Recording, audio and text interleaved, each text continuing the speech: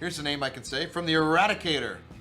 Hello everyone, welcome to this channel everybody. This is the Eradicator, and in this video we are going to have a little bit of fun by speculating based on what we recently learned what could happen or be revealed for next year's CitizenCon. Note that these are just going to be educated guesses based on my experience of being an original backer. I will thus attempt, for your entertainment, to make some predictions for the next year's event, and we can always discuss in the comment section on whether those are good guesses or if they are total BS, and I will make another video next year to see how off the mark I was or not. So here we go. To me, this year's CitizenCon was the most promising ever in terms of both content and technological progress.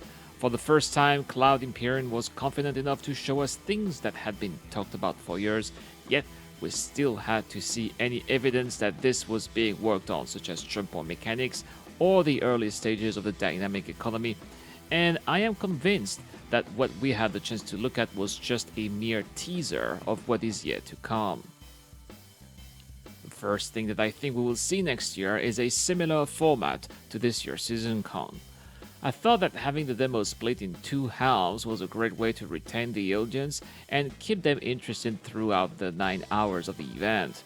Having a cliffhanger at the end of the introduction demo aroused our interest and made a lot of us want to stay tuned to know all about the details of what we had just seen and what was about to come in the second part, and I loved it. This is why I would not be surprised if we see a similar format next year.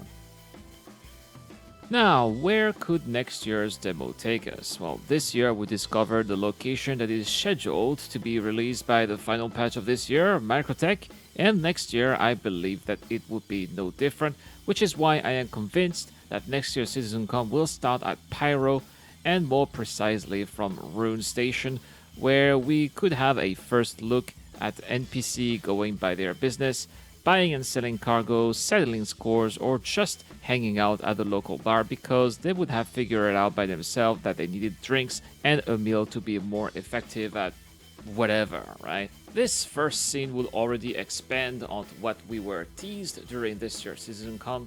I am convinced that the Pyro we saw during this year's demo was not really the actual Pyro system, but just an allegory of it. In total terms, it is an ideal representation. If you take a close look at what we were shown, we see the exit of the jump point, which is really near that station and near that planet. This is not really realistic.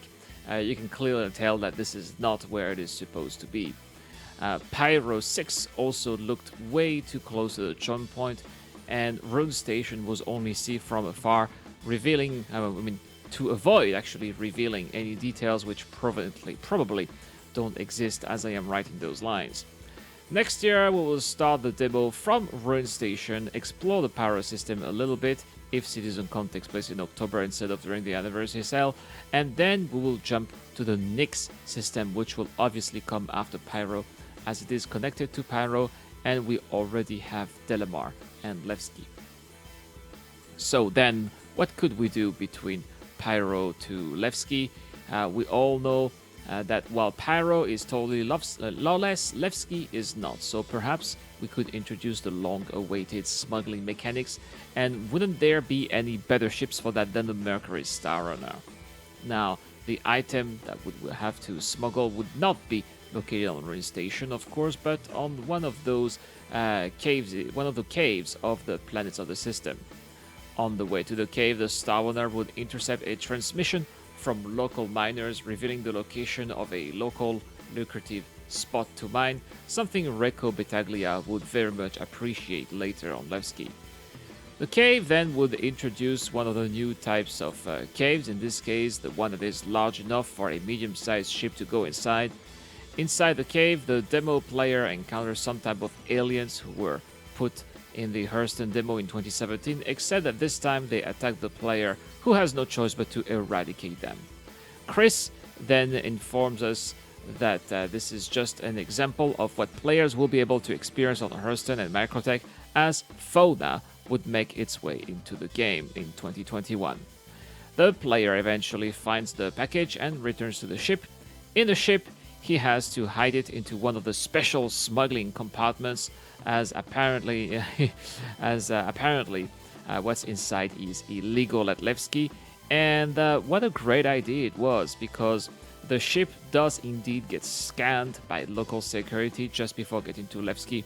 Security does in fact board the ship to inspect it, but finds nothing. At Levski, the player needs to find a secret entrance because the customs would detect the package would be illegal. He drops the package in a drop box and meets Rico to sell her the mining data. Rico thanks her and gives the player a mission to deliver a box to Terra. In fact, a transport is about to leave at Hangar 4. It's a Constellation Phoenix full of NPCs. Chris announces passenger missions will be a thing in 2021, and so will Terra by the end of 2021. The transport leaves, the player enjoys the amenities of the ship until the ship makes it to the Terra system. We then see the ship going away, just like this year's CitizenCon, with the planet Terra being in the background. So those are my predictions for next year's CitizenCon. I think we will explore both Pyro and Nyx. Smuggling and data running will be a thing, and the Star Runner will be a thing too. In fact, Crusader Industries will sponsor next year's event.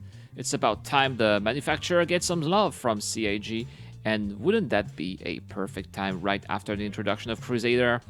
The introduction of passenger missions would also allow for the announcement that the Genesis Skyliner would enter production in 2021 too. However, they want to start testing passenger transport mechanics with ships that they already have, such as the Phoenix and the 890 Jump, which is why they had not started working on the Genesis. The start of the demo would also introduce NPCs consumption at its fullest, as it would show NPCs going by as their lives would dictate. We would also see new caves and fauna. This is something that will give players more value-added gameplay, as missions could be generated to reduce their population around cities or outposts. They could also provide players with food, should they run out of food during exploration phases. Last but not least, we will also be introduced to data running, and this will also finally give something to do to all the people out there who own a Herald. And so there are my predictions for the demo next year. Please understand that this video was made for entertainment purposes only, and that it is very unlikely that the scenario depicted here will actually take place. Still, I hope that you enjoyed this theory and that it hyped you more than you already were for the future of the project. But please, let me know what you think about what will be shown next year. I have a feeling we'll be blown away year after year as the development goes faster and faster. What's for sure is it is going to be a very exciting time to be a Star Citizen fan, and thinking that it is still just the beginning is equally mind-blowing in itself. That's it for this video, guys. I hope you enjoyed watching it. Don't forget to hit that subscribe button if you liked it, as well as the like button. And I'll see you guys later for more videos. This is the Eradicator. I am signing out.